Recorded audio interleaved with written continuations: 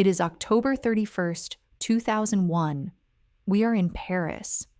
A television studio buzzing with anticipation. Lights blaze down on her fragile figure, mascara running like rivers over her cheeks.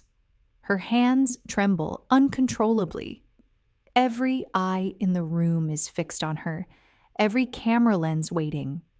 In a heartbeat, she is about to shatter the world she once ruled. This is Karen Mulder, once the untouchable golden girl of fashion, the face that defined a decade, the icon who sold dreams in Versace, Dior, and Chanel campaigns. And tonight, she is about to tell France something so explosive it could destroy careers, topple reputations, and shake the very foundations of the fashion industry. Before we dive in, don't forget to subscribe for more stories like this. The host fumbles. Producers sweat bullets. Karen's voice cuts through the tension like a knife. Names, dates, places, elite model management, Prince Albert of Monaco, powerful politicians, trusted police officers, a terrifying network of abuse stretching to the highest echelons of society. Her microphone is cut. The master tape disappears. Within days, she will be sedated in a psychiatric ward, and the man she just accused, he pays for her confinement. To understand this moment, we must travel back. Back to the peak of Karen's meteoric rise, when every runway bowed to her, every camera worshipped her, and the world called her the blonde with class. By 1994, Karen was no mere model. She was a force of nature. At Milan Fashion Week, she glided down the Versace runway like marble brought to life. 5'10" of perfection, cheekbones sharp enough to cut glass, a platinum aura that hypnotized photographers and designers alike. She didn't wear clothes. She transformed them into living art. She was a Hasbro doll, a cover girl from Paris to Milan, the first Dutch Victoria's secret angel, the face of Nivea, ubiquitous, untouchable, untamed. Yet beneath the glamour lay a hidden horror. At the height of her fame, asked what her favorite food was, she whispered, almost inaudibly, "I don't like food." No one cared. No one dared look closer. But behind the makeup, the cameras, and the applause, Karen was slowly eroding from the inside out. She quietly bought a chateau in France to give children who had never left their neighborhoods a glimpse of beauty, a whisper of magic. Her only act of rebellion against a cruel world. The 1990s fashion scene was a planet of excess and corruption. Cocaine flowed like champagne. Photographers wielded godlike powers. Agents had authority beyond CEOs.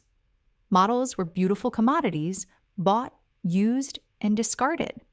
Karen was exemplary, obedient, untouchable, but her compliance hit a soul on fire. A 1996 backstage photo reveals the truth.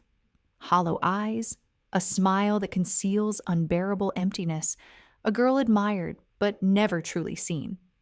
By 1997, she had enough. At 29, she walked away, not quietly, not ceremoniously, but decisively, from catwalks, from millions, from a world that worshipped her. She secluded herself in a Paris apartment, learned guitar, wrote songs, and tried to reclaim a life that fame had stolen. Her peers called her insane. She knew differently. Staying would have killed her. 4 years passed, then came the invitation.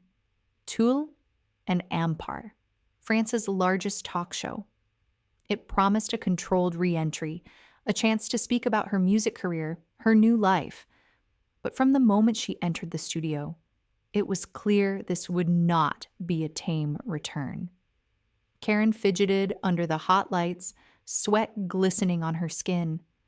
The polished blonde with class trembled visibly, as if standing at the edge of a precipice. When asked about her music, she snapped. The words roared from her throat like a dam breaking, "I was raped."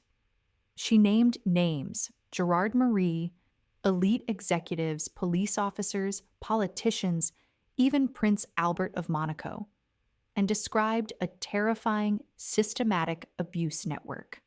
Models were drugged, trafficked, hypnotized. Careers were leveraged against bodies. And the industry? It protected predators, silenced victims. The studio erupted in panic. The producers cut her microphone. The tape vanished. France watched in disbelief as the Golden Girl seemed to crumble. Yet Karen's words were precise, undeniable, harrowing. Reporting assaults only led to quiet transfers. No was never a word she could utter. The aftermath was swift and merciless. Karen was confined to Villa Monsuris, a psychiatric clinic where she would spend over 3 months sedated, medicated, and isolated. Astonishingly, her treatment was funded by Gerard Marie, the very man she had accused. Doctors labeled her depression, anxiety, and trauma as delusion. Her parents blamed drugs and pressure. Her friends from the runway remained silent. The Golden Girl had become untouchable again, but for all the wrong reasons.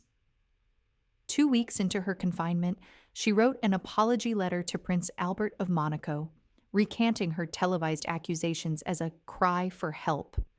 The world celebrated forgiveness. In reality, power had won. By January 2002, she was released, her truth buried beneath layers of shame and control. Karen tried to rebuild her life through music, but the crazy supermodel label followed her. Paris, once her playground, became a gilded cage. In 2006, she found solace in motherhood with her daughter Anna, a life far removed from fashion's predatory glare. Yet trauma lingered. In 2009, she was arrested for threatening her plastic surgeon, confessing, "I can no longer bear the sight of my face in the mirror at night." Then, in 2017, the world shifted. Me Too erupted. Powerful men were being named. Women were being believed. Suddenly, Karen's 2001 revelations resonated with a new force. Models from her era began to speak, confirming every horrifying detail she had once whispered into the Parisian air. By 2021, multiple women filed complaints against Gerard Marie. Karen, now 54, finally gave her testimony quietly, without cameras, without fanfare, just truth, finally heard. Her story is staggering, tragic, yet triumphant. Karen Mulder spoke when no one would listen, suffered in silence, survived psychiatric wards, suicide attempts, and public humiliation. And now, 2 decades later, the world is finally catching up. She lives quietly with her daughter, far from the glare of fame. Fashion's first Me Too, she was never alone. She was just decades ahead of her time. In a world obsessed with timing, power, and image, Karen's courage remains a stark reminder. Truth, no matter how long ignored, will eventually demand to be seen.